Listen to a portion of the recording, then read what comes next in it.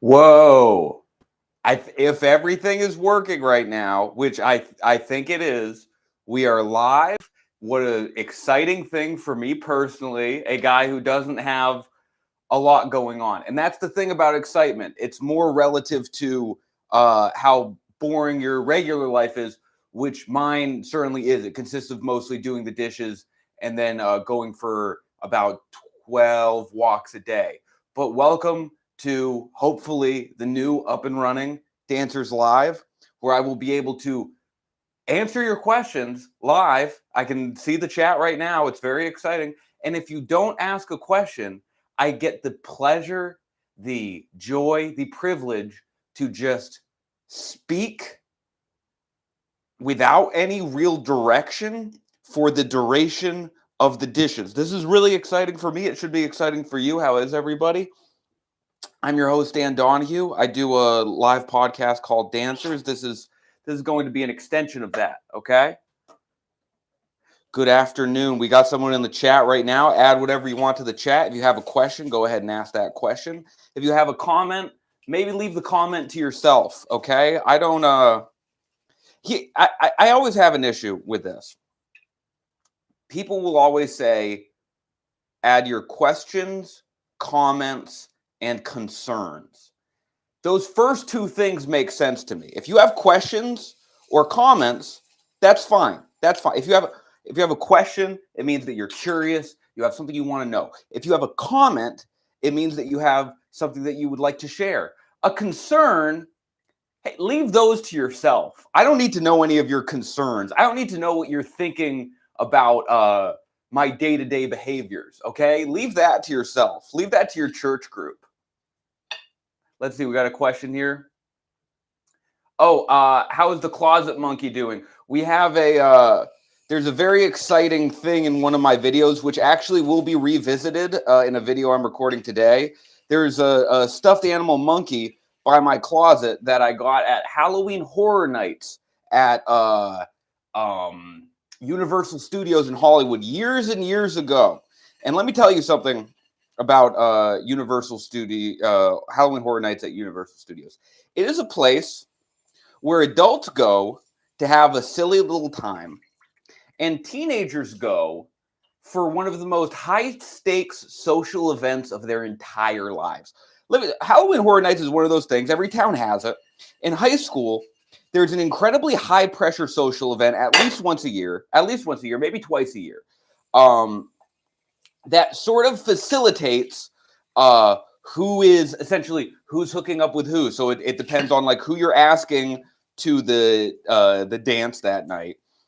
Really affects your social standing with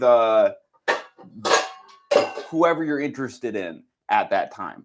Halloween Horror Nights at Universal Studios is a place where a lot of kids are probably, experimenting with illicit substances, finding out how to smuggle certain substances into an event space, which is a very important formative lesson to learn, okay? They don't teach that in schools. They don't teach that in schools. They don't teach that in home ec, which I think is the class they should teach that.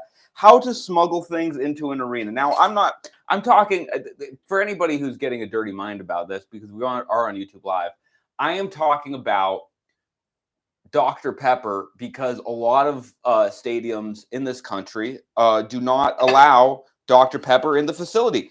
Now, this is due to a number of socioeconomic reasons. It's due to a high level of discrimination at all levels and for all reasons. But for a lot of people, unfortunately, Dr. Pepper is not allowed in. So a lot of people, the first level is flask, where it's like, if you're bringing a flask into a arena, you are either really bad at smuggling things in or so old you have stopped caring. You've stopped caring about what's happened to you. You've stopped caring about what will happen to you in the future.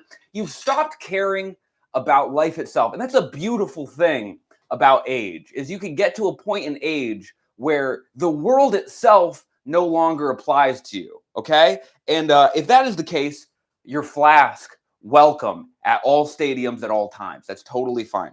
Now, if you are a young person, you're trying to bring a flask of Dr. Pepper into a stadium, it means that you're really bad at this. You have no idea, because a flask has the best chance of any receptacle to have an illicit substance in it, even including just a beer bottle. Okay, if you were to just bring a liquor bottle into a stadium, I think they would be like, well, maybe there's water in there. There's more of a chance of that than a flask. A flask is such a beautiful advent, because I guess what it's for is transportation, right? Which that makes sense, right? It fits right in your back pocket. That's what it's for. And it's really good because it also serves the dual purpose of making your liquor piping hot, which is a really interesting thing that a lot of people don't know, is that it's best if you're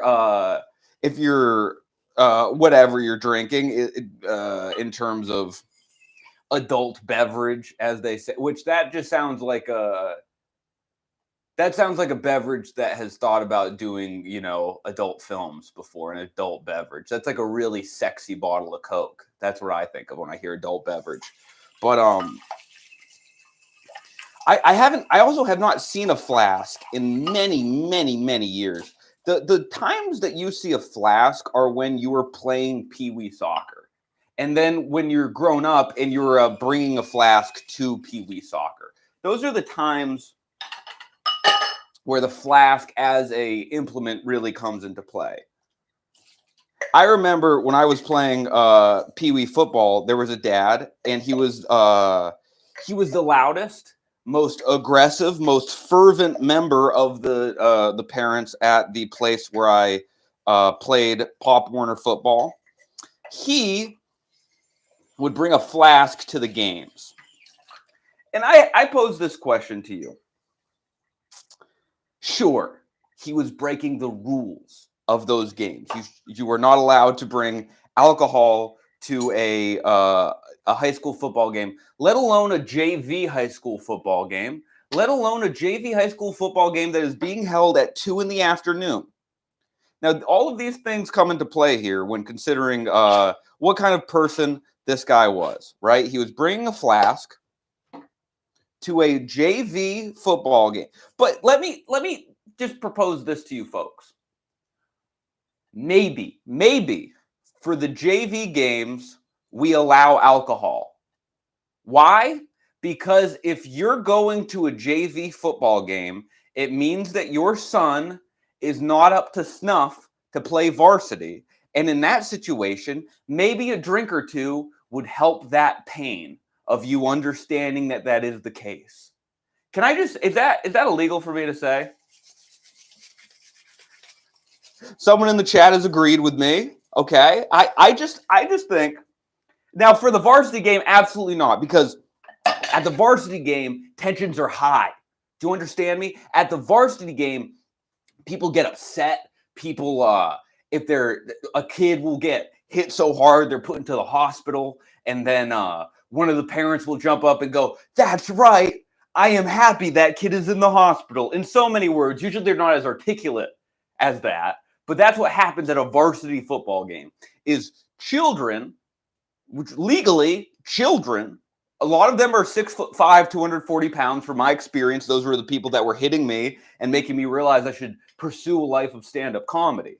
But a lot of the people involved in a high school football game, or all of the people on the field, are children. And a lot of the times they will be hit so hard they are put in the hospital.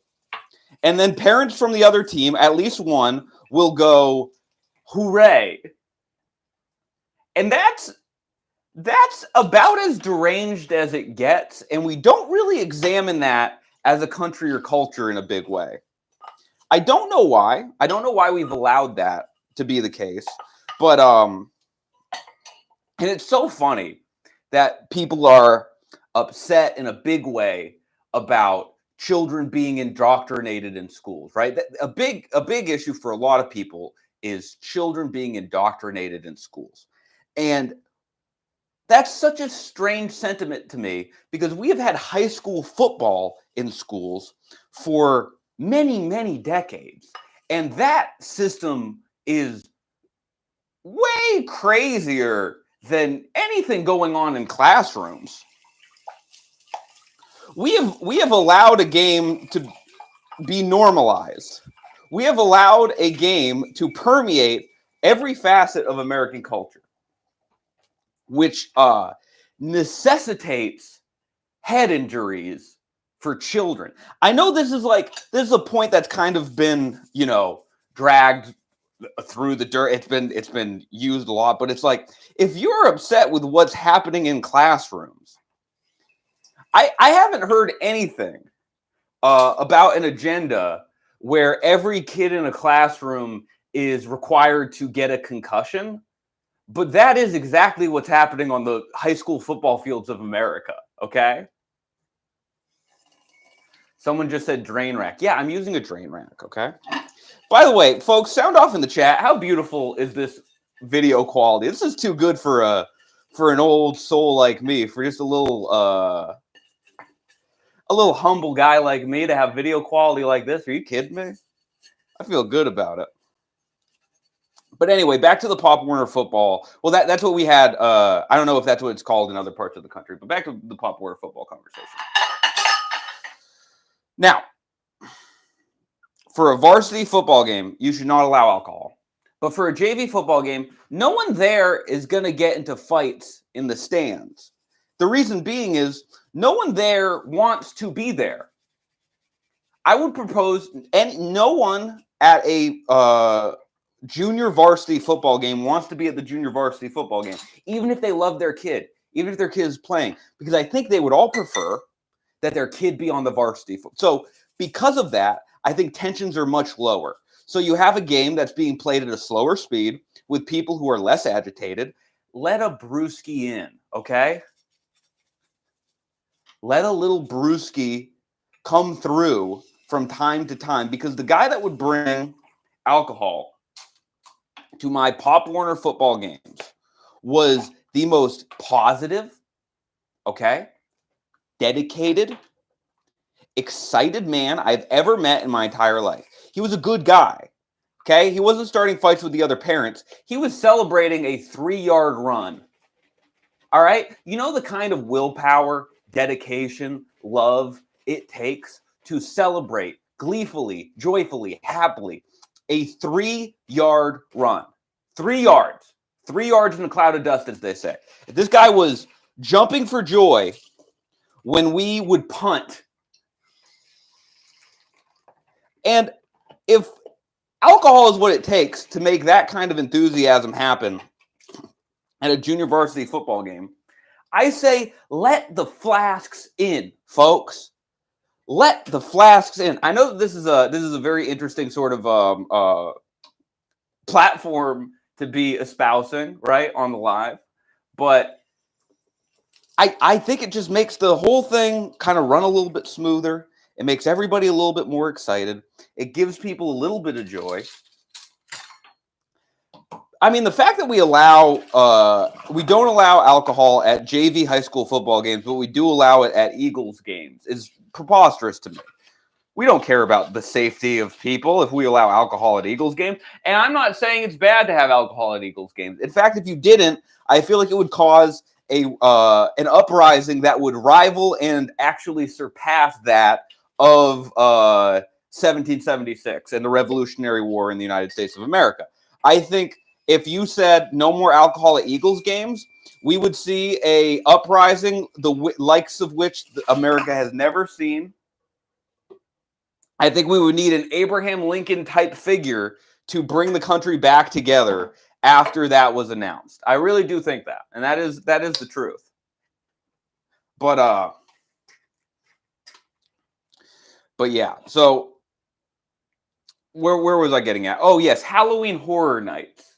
So anyway, Halloween Horror Nights in Los Angeles is a place for adults to have a silly little night with their failing relationship, right? So it's the kind of place you bring a relationship that's either just starting and you guys are still doing exciting things, or where you bring your relationship that you sort of know is ending, but you're trying to do something to bring back the spark that once was. We know these situations, right? We know these situations. We know that the times that you do fun, silly little things with your partner are either an extremely good marriage. That's one reason, okay? And that is maybe 5%. Okay? So you have a 5% situation where it's like a really good, solid, loving relationship with you and your partner, and you decide, hey, you know what, baby, honey, sweetie, these are the things you say in a good relationship. Honey cakes, bunny buns, Big Jimbo. That's another. Okay, so if you don't know about the pet name Big Jimbo, you've never been in a good relationship in your life. Okay? You've never been in a loving relationship. You've never felt the warmth of another assailing upon you, because that's a pet name. That's called a forbidden pet name. That's a pet name that's only used for relationships that are going to stand the test of time and no others. Okay? Big Jimbo. Ooh, a guy outside is walking into a Tesla and he's wearing a vest. And that guy is definitely cool to women. Anyway, so you have that 5% of like good relationships where they can go out and they can do fun, silly little things. Now, I would say 20% of the adults there are in new, exciting, budding relationships where you guys are still going out and still doing fun things. This is generally within the first 3 months of a relationship. That the first 3 months of a relationship is kind of if you have an idea of dating from like movies and television, the first 3 months of a relationship are what mirror that most closely. Do you know what I mean? It's what kind of comes with it comes with going to the arcade, going to like a swan boat kind of situation. Okay.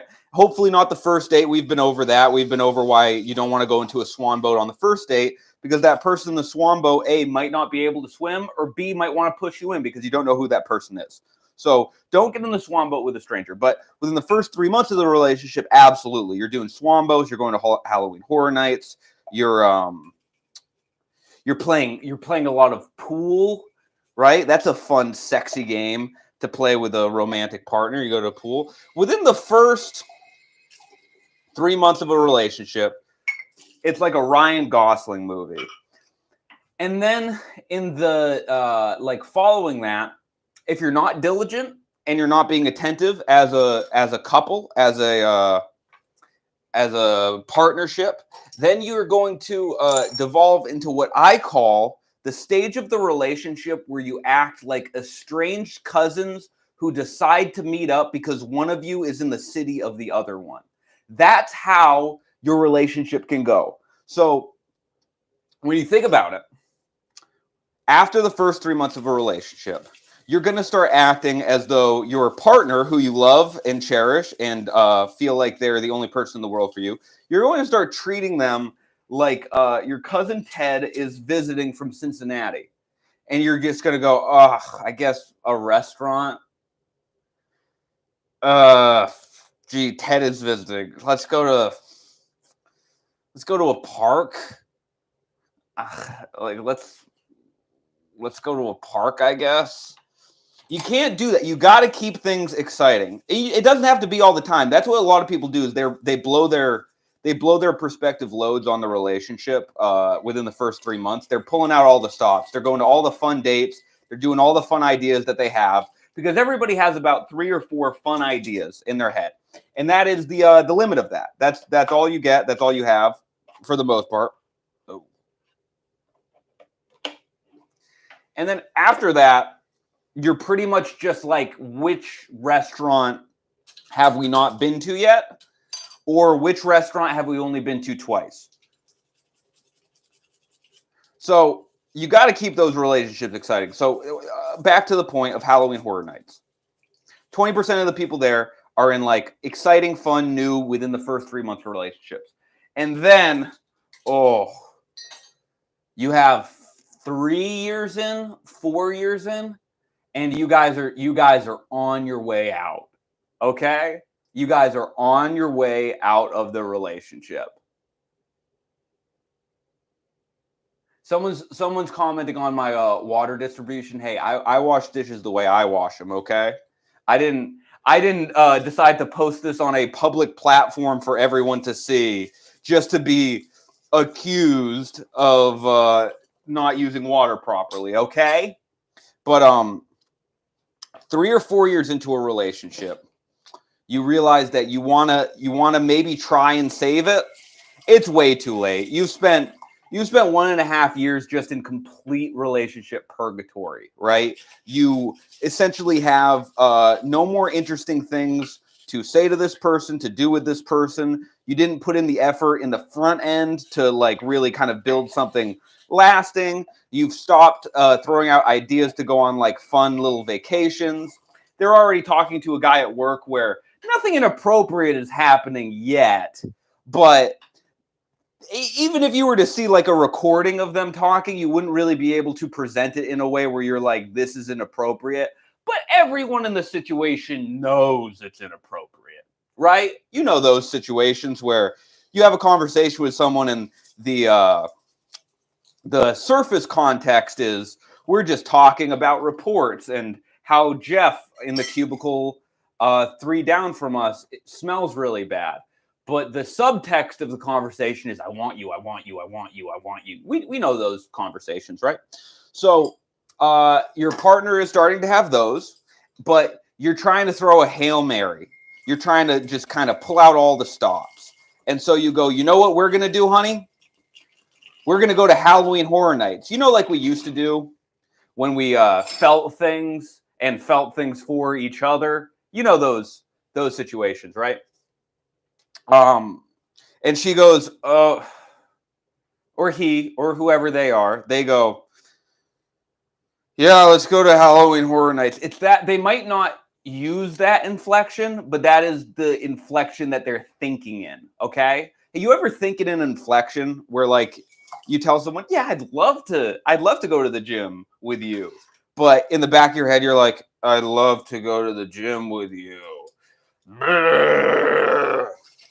So that couple's at Halloween Horror Nights. They're walking around. They're like, they've been together for 5 years and they still don't really know how to manage holding hands with each other. Like the guy's like, are we so far gone that we can't even hold hands? Or is holding hands too much? Is holding hands showing this person my cards and showing them that I know this isn't going to work either, but I'm trying to save it, so I'm going to try to hold your hand.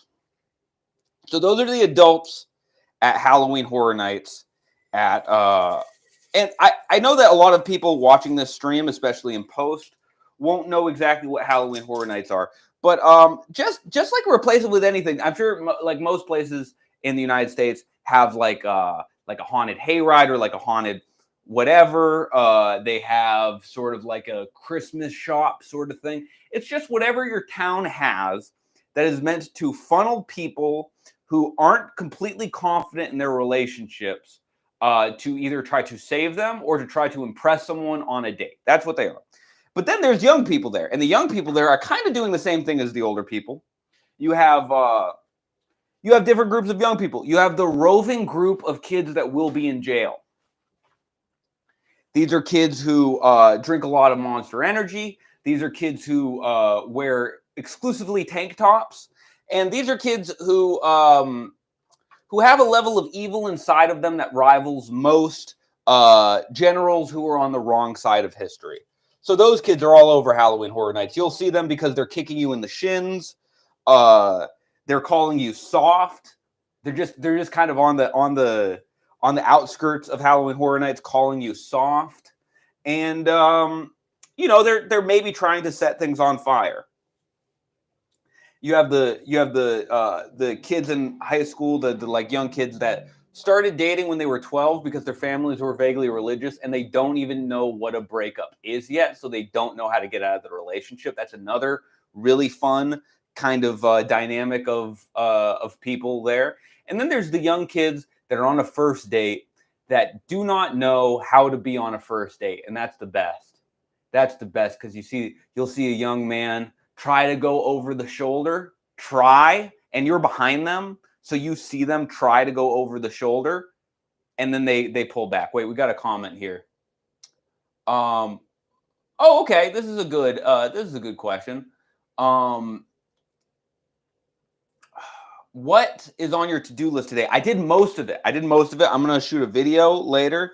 I might watch a movie at the New Beverly Cinema. It's a theater comprised exclusively of people who do not like the sunlight, and that's my kind of movie theater. A lot of people will go to like an AMC or an IMAX, and the people there are sort of like, "Oh yeah, we'll watch a movie like today. Like it'll be our movie of the month." Of the month. The New Beverly Cinema is a beautiful place where everybody who's watching a movie there needs to watch the movie there. They need that movie because it's all they have. That's the kind of place you want to watch a film where that film is all they have. And it's beautiful. I really like it there. So I might watch a movie over there. It's a great question what's on my to-do list for today. That's about it. Yes, someone asked, calling you soft and setting things on fire, Dan, is this from a personal experience? No, but I recently did. I was walking down. I had an experience with a young person who was trying to fight me. And this happens as you get older as a man, 16, 17-year-olds, they're coursing with testosterone. They see that your shoulders don't work the way they used to, and they try to fight you, right? This will happen. You need to learn how to manage it, deal with it, get better at it. But I was walking down the street in Boston, and there were these kids who were doing like they were racing down the sidewalk, like they were having 2x2 little races, very cute, very fun. And there was a kid who was like basically calling the races, and like who won, who lost. And he turned around as I was walking, and he kind of like shoulder checked me, like he kind of dipped the shoulder into me, right? Because he's off probably a level of pharmaceuticals I could only imagine. That's the thing you got to realize about kids is like, back in the day, people would be like, oh, these kids, they are all on drugs. But now you go, oh, these kids are all on drugs. And I know they are because their parents got them prescribed.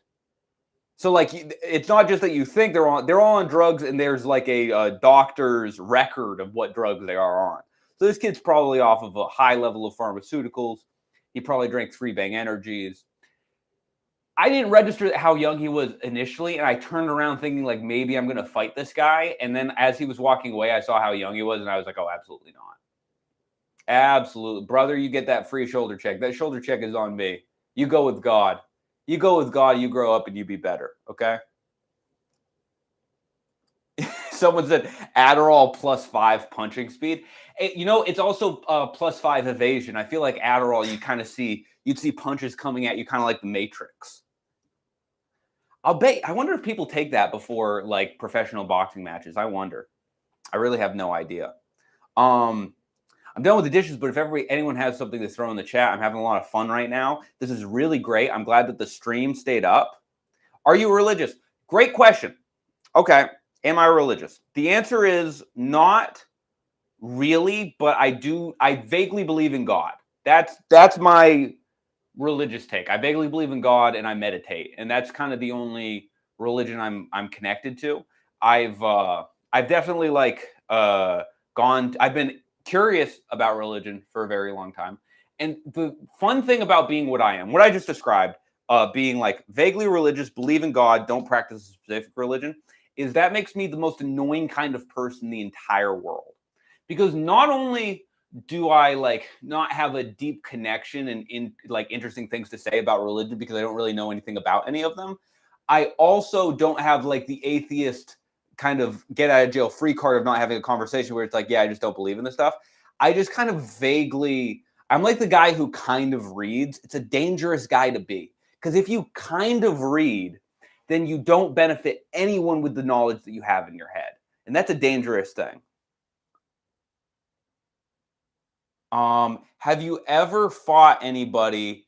You don't look like the type. Never gone into a street fight. No, never gone to a street fight before. I've gone to like various boxing gyms and like jujitsu places, but no, never a street fight. I think I would lock up. I don't think I would perform well. I only do good at things when I practice them a lot, and don't practice street fights. So I don't think I would do very well. Um, but if you're watching this and you don't like me already and you're thinking about fighting me, let me just say I'm completely kidding, and I'm a master of all forms of kung fu. I am a student of Steven Seagal. I'm a student of the arts of martial, and you will meet a swift demise were you to try me in any way, whether it be through the hand or through sticks. If you attack me with sticks, consider your life to be limited.